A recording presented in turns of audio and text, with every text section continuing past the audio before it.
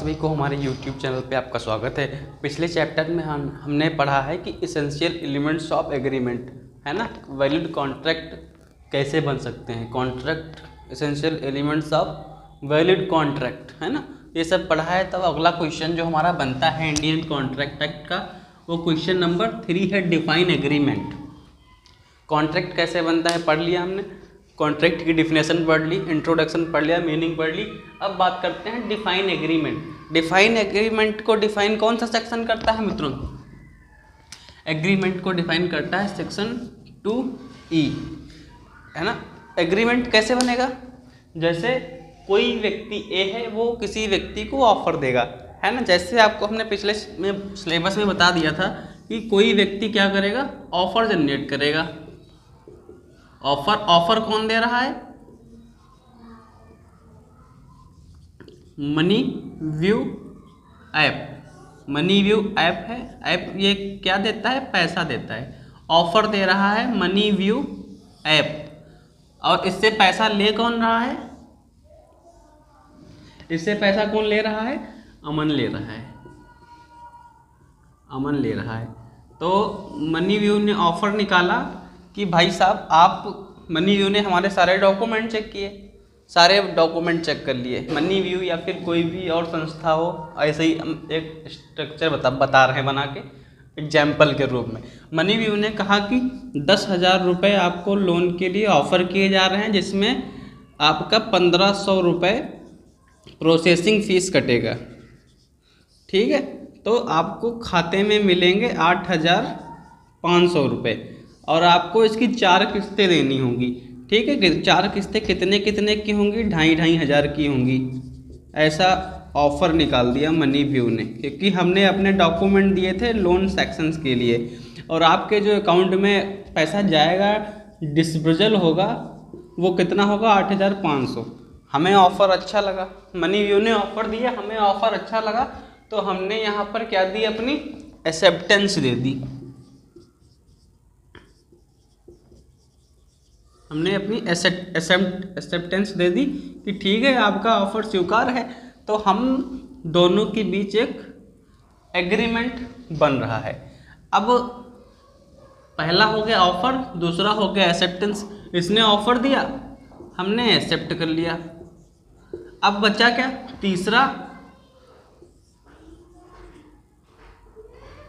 तीसरा बचा consideration. Consideration में क्या होता है? दो लोगों के बीच जो कॉन्ट्रैक्ट बन रहा है, एक ने ऑफर किया, दूसरे ने एक्सेप्ट किया, उसके बीच में उन दोनों को क्या फ़ायदा हो रहा है? अब इसको तो हमसे ऑफर वाले बंदे को ब्याज मिल रहा है, और हमें अभी आवश्यकता थी, तो हमें 8,500 रुपये मिल रहे हैं, तो हमें मिले पैसे, इसको मिला ब्याज। तो ये हो गया हमारा कंसिडरेशन है ना। अब हम दोनों ऑफर में हैं, एग्रीमेंट में इंटर हो चुके हैं, ऑफर दे दिया, एक्सेप्ट कर लिया, कंसिडरेशन दोनों को मिल गया। अब यह एग्रीमेंट वही यहाँ पे दिया हुआ है, ऑफर एक्सेप्टेंस कंसिडरेशन, यहाँ बन जाता है एग्रीमेंट। अब एक वैलिड एग्रीमेंट की डिफिनेशन क्या थी मित्रों, ये बता देते हैं आपको।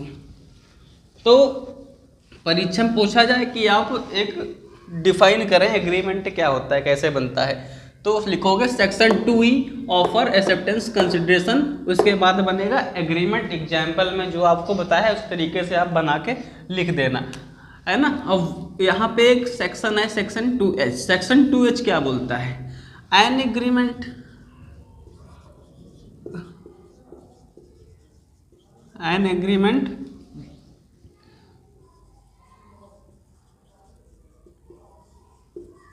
सीएबल बाई लॉ, वही करार संविधाएं हैं जो कानून द्वारा लागू करा सकती हैं।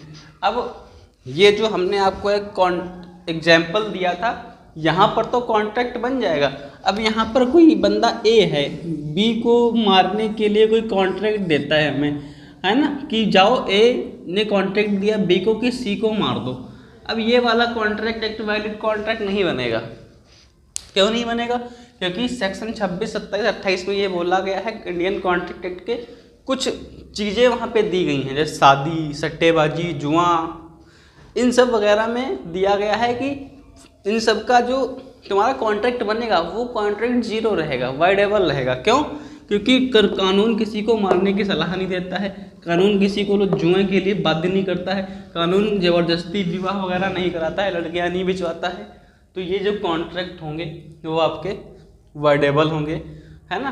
तो यहाँ पर बता दिया गया है कि डिफाइन एग्रीमेंट सेक्शन 2E से पहले एक बंदा ऑफर देगा, दूसरा एक्सेप्टेंस देगा, फिर इनके बीच जो होगा वो कंसिडरेशन होगा, फिर बनेगा एग्रीमेंट। एग्रीमेंट के लिए बोला गया है सेक्शन 2H में कि an agreement enforceable by law, वही करार संविधाएं हैं जिनको कानून लागू करा सकता है। तो सेक्शन 26, 27, 28 से बचिए और एक वैलिड कॉन्ट्रैक्ट बनाइए। वैलिड कॉन्ट्रैक्ट के एसेंशियल एलिमेंट्स क्या हैं वो पिछले चैप्टर में बता दिए हैं, वहाँ जाके एक बार जरूर पढ़ें, तभी आप कॉन्ट्रैक्ट को डिफाइन कर सकते हैं। वीडियो अच्छा लगा हो लाइक सब्सक्राइब शेयर कर लें। मिलते हैं नेक्स्ट टॉपिक में। धन्यवाद।